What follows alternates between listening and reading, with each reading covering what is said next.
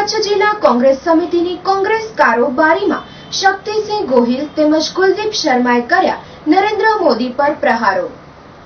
2017ની ચૂંટણીમાં કોંગ્રેસ હારશે તો પણ 2018માં પાર્ટી તો રહેવાની જ, પણ આવનારી ગુજરાત વિધાનસભાની ચૂંટણીઓ ભાજપ માટે જીવન મરણનો સવાલ બની રહેશે તેમ કચ્છના પૂર્વ પોલીસ વડા અને ઉચ્ચ પોલીસ અધિકારી તરીકે નિવૃત્ત થયા બાદ ભારતીય રાષ્ટ્રીય કોંગ્રેસમાં સામેલ થયેલા કુલદીપ શર્માએ જણાવ્યું હતું। ભુજના આંબેડકર ભવનમાં યોજાયેલી કચ્છ જિલ્લા કોંગ્રેસ કારોબારી સમિતિની કોઈ ઠરાવ વિહોણી બેઠક મળી હતી, જેમાં કોંગ્રેસમાં કેવા લોકોને સ્થાન હોવું જોઈએ અને કામ ન કરતા કાર્યકરો અને હોદ્દેદારોની જરૂર નથી તે પ્રકારના સિસ્ટમેટિક પાઠ ભણાવતા શર્માએ કહ્યું હતું કે કોંગ્રેસ માટે 2017ની વિધાનસભાની ચૂંટણીઓ જીતવી અનિવાર્ય છે, પણ ભાજપ માટે તો એ જીવન મરણનો સવાલ છે, કારણ કે જો સત્તા જશે તો ગુનાઓ બહાર આવશે, જેની નોંધ માત્ર રાજ્ય કે રાષ્ટ્ર નહીં પણ આંતરરાષ્ટ્રીય લેવલે લેવાશે।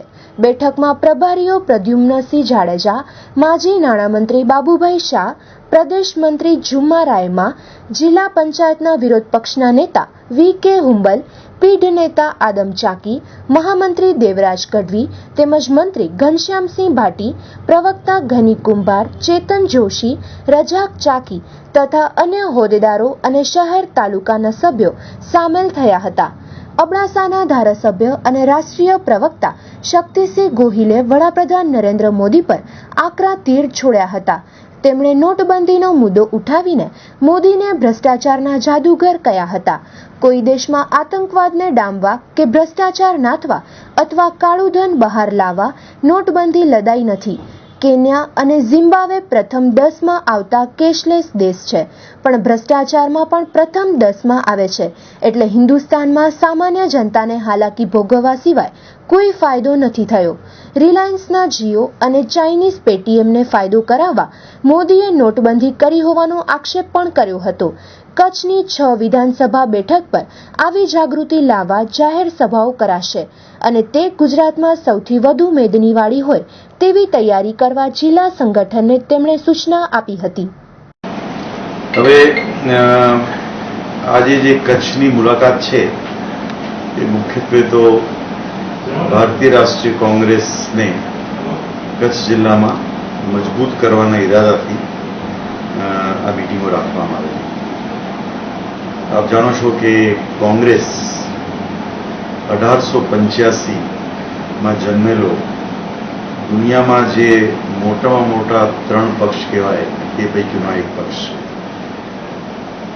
તમે લોકો જે પત્રકારો બધા આવ્યા છો, બધા યુવાન છો, તો તમારી જાણ માટે પણ જણાવવા માંગુ છું કે આ પક્ષના કારણે જ ન ફક્ત આપણને આઝાદી મળી છે, પરંતુ આજે જે એક સુદૃઢ લોકતંત્ર તરીકે જે ભારતની ઓળખાણ આખી દુનિયામાં છે એ આખી રચના, માર્ગદર્શન, યોગદાન કોંગ્રેસના નેતાઓનું જે તે વખતે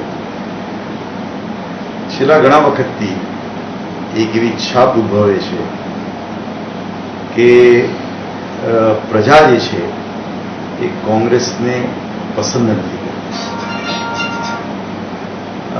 હું એમ માનું છું કે જો પ્રજામાં કોઈ પણ કારણસર આવા પ્રકારની ગેરસમજ ઊભી થઈ હોય તો કોંગ્રેસ પક્ષના કાર્યકર્તાઓ અને નેતાઓની ફરજ છે કે સામે ચાલીને એ ગેરસમજ દૂર કરે કે જેથી કચ્છની પ્રજા ફરીથી કોંગ્રેસ તરફ વળી શકે। આ કામ માટે સંગઠન બહુ જરૂરી છે। એટલે પ્રથમ તો સ્પષ્ટતા કરવા માંગુ છું કે મારી આ મુલાકાત ચૂંટણી લક્ષી નહોતી, પરંતુ સંગઠન લક્ષી હતી।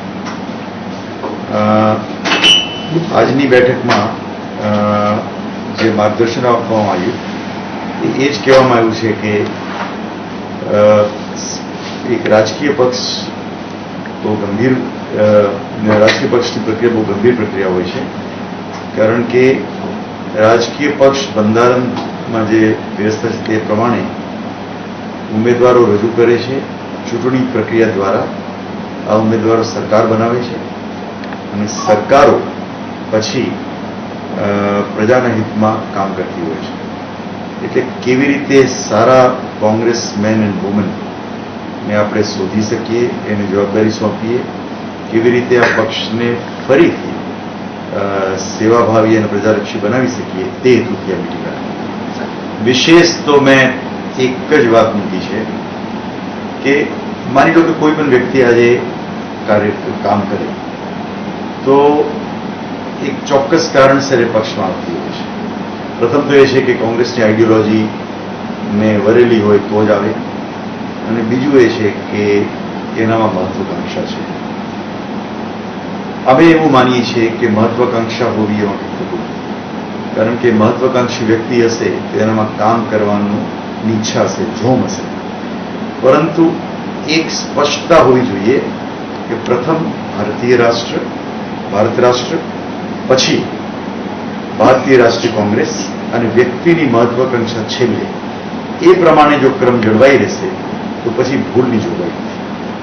મેં આપણે હમણાં કહ્યું તે પ્રમાણે મારી આ જે મુલાકાત છે ને એ ચૂંટણી લક્ષી નથી, પરંતુ 2017ની ચૂંટણી હોય કે ત્યારબાદ આવનારી કોઈ પણ ચૂંટણી હોય, હું બહુ ક્લિયર છું કે એક સુદૃઢ વહીવટ, પારદર્શક એડમિનિસ્ટ્રેશન જે છે એ આપી શકાય અને બધાને સરખો હક મળે, સરખી તક મળે અને ન્યાય બધાની સાથે થાય, એવા પ્રકારનું એડમિનિસ્ટ્રેશન જો કોંગ્રેસ આપી શકશે તો વધારે બીજું કરવાની જરૂર એટલા માટે નથી કે ગુજરાતની પ્રજામાં અને વિશેષ કરીને કચ્છની પ્રજામાં એટલા ગુણ છે કે આટલું કોઈ સરકાર ગોઠવી આપે, ન્યાયપૂર્વકનું એડમિનિસ્ટ્રેશન, પારદર્શક, બધા સરખા છે એવો અભિગમ, તો દરેક વ્યક્તિ પોતપોતાની રીતે આગળ વધશે.